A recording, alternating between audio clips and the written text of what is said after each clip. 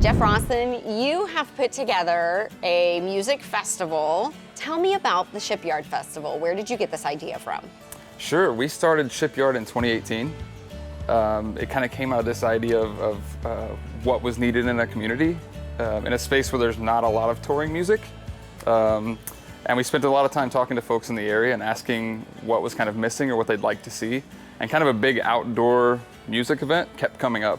So we spent a lot of time researching, talking to people that do this around the country, big cities, small towns, and kind of taking the best of all of those and starting something here in Cape Girardeau. So what kind of sounds, when you're looking to fill your lineup, what kind of sounds, what kind of music are you looking for? Sure, we're really a new show, so we're kind of still learning who we are. And that's evolving year over year. And we listen to what people like and what the community likes and what people that come to the show are into. We'd probably lean a little bit more Americana and folk, but we'll put in some pop, some rock stuff, just a little bit of everything. So we have great production teams, great guys that book the bands. We partner with lots of different organizations that do this for a living, and we're just kind of helping facilitate. And then my internal team, we just have great video folks and people that help with volunteers and get that organized. All the little things that happen that are actually big things behind the scene, feeding the bands and taking care of logistics and booking hotel rooms that no one else sees, that's what makes shows like this possible. So who came up with Shipyard? And we landed on Shipyard as this idea that a shipyard is a place where broken vessels kind of come to become mended and then sent out to work. And that's how we view Shipyard, as a place to bring different groups of people together and maybe unite them through things that we find in common: music, food, good drinks, good weather, being outside. And that's kind of a play on words, and then also just our geographic location where we are to the river made a lot of sense. Each year we tried to add another layer to the show, kind of bring something new. So this year we have a second stage called the Scout Session stage. We have a video series throughout the year called Scout Sessions that are our local musicians doing these kind of stripped down acoustic performances.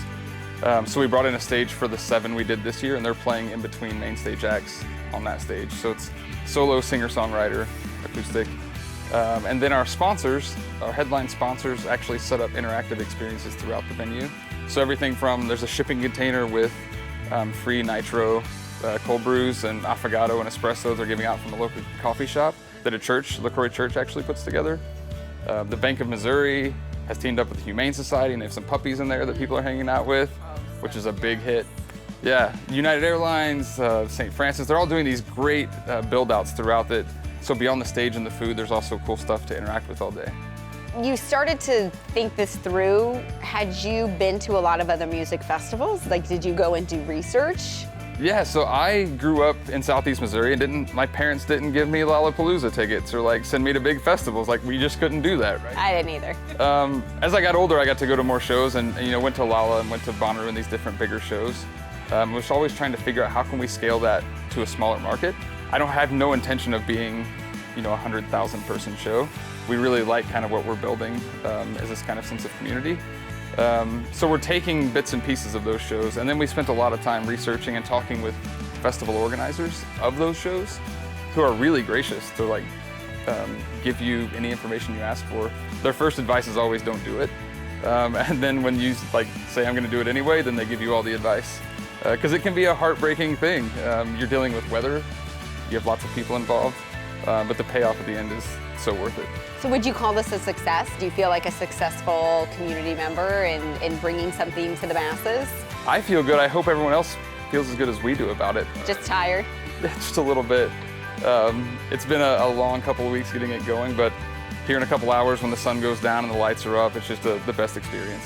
Why does this mean so much to you? Because there are a lot of people who they throw these things together, and it's a little bit of moneymaker behind the reasoning, but you obviously have a bigger connection to the Shipyard. Yeah, I like seeing people happy. I like seeing my kids happy.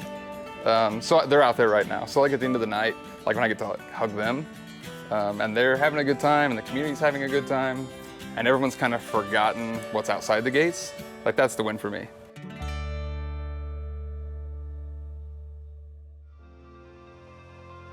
Watch the full episode or explore more unique places on the Missouri Life YouTube channel. Hit the subscribe button below to stay up to date with the latest content.